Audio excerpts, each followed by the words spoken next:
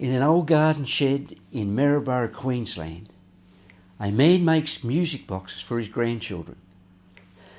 Nothing looks remarkable about those hands, except guided by a remarkable vision, they had been instrumental in building a legacy that is 50 years old, and far bigger than the man the hands are attached to. You see, the Churches of Christ had charged Frank Beale with the overwhelming challenge of taking the gospel to Papua New Guinea, where Frank had fought during the Second World War. Fighting alongside the locals, little did Frank know that after the war, his life would be invested in this remote place. And that 50 years on, he, and not one, but two wives, would have invested their God-given strength into the people of northwest Papua. Known as the Gandep Training Centre and Bible College, this is the history of the work in this area, and we pick it up with Frank recounting the story of the local man that was baptised by Frank decades before, when the work God had for Frank was still in its infancy.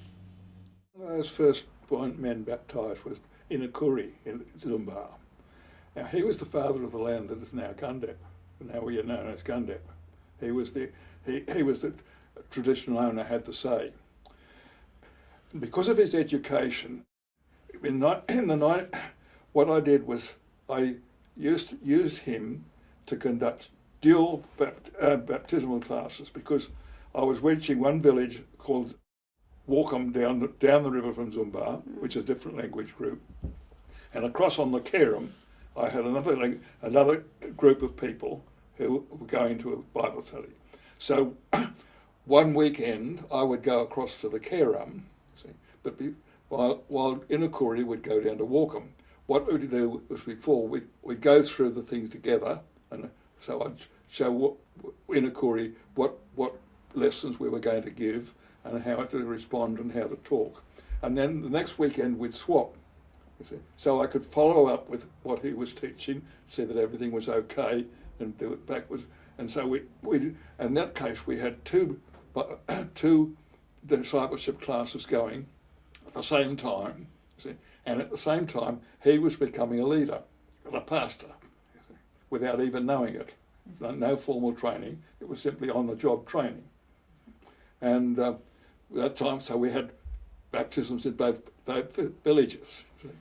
Well, 1969 or 70, we had churches on the Kerem, at Walkham, and things, and we needed people in the villages to be able to lead those churches, because these weren't close to any missionaries.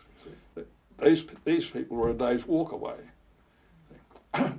So I asked the villagers to appoint somebody who could be a pastor to come and once a fortnight and I forget how long we had, and I would go through a course on leadership, see, and on the Bible, and how to interpret the Bible, how to take it, and things like that.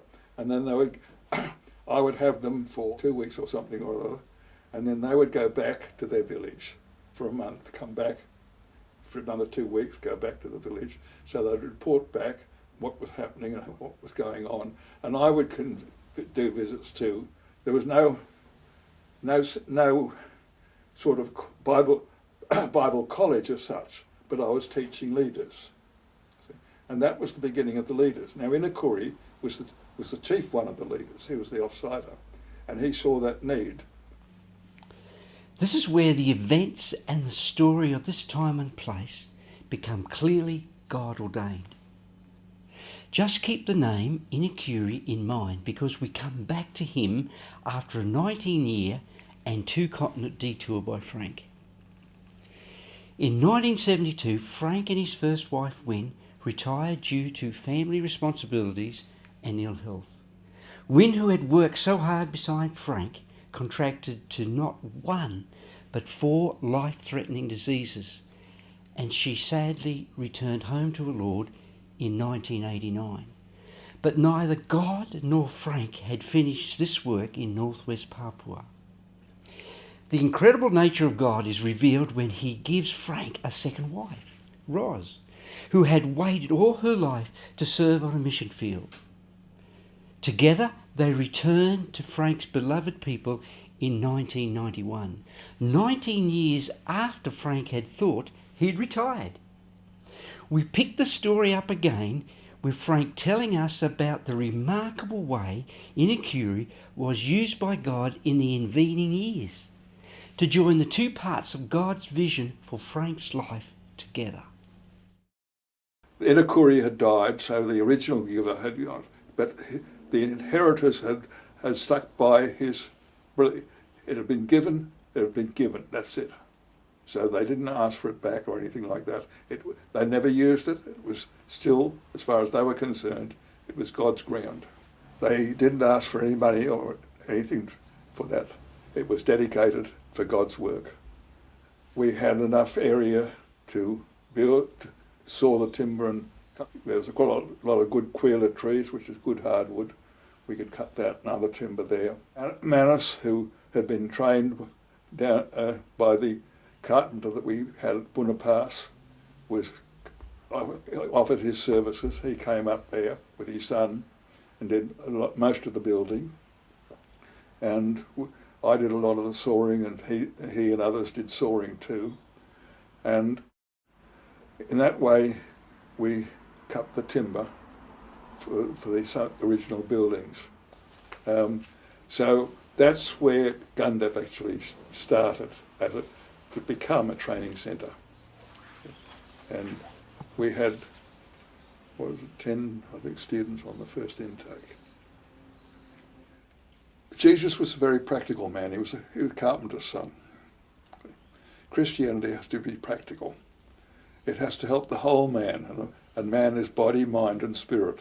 We've got to think of the body as well as the spirit and the mind. We're thinking of the bodily needs of people. We're thinking of the mind that can learn to think, and we learn to the spirit where he can contact with God and grow into a person that God wants. And those things, three areas, mustn't be separated. They must be taught as a whole. There needs to be some teaching on how they can utilise their land better than they're doing it, other than just letting it go fallow, how they can reactivate using certain crops, which can be ploughed back into the soil, and things like peanuts, for instance, which has got nitrogen, you see, ploughed, instead of just getting the crop, ploughed back into the soil. Things like that. They need to have agriculturists who can help them develop. They need to learn how to drain land without robbing it of the moisture. And that's not easy.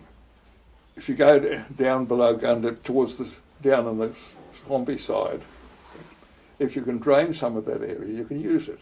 At Zumba, I drained the swamp. That increased the yield of the sago. I cut the channel through from the swamp to the Ramu, and that's a little tributary now, so that increased the sago growing all the back of Zumba.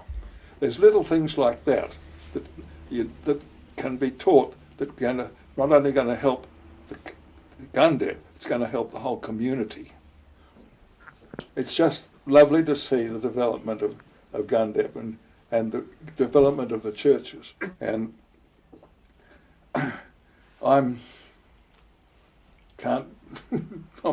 past being of much use now, and it bugs me.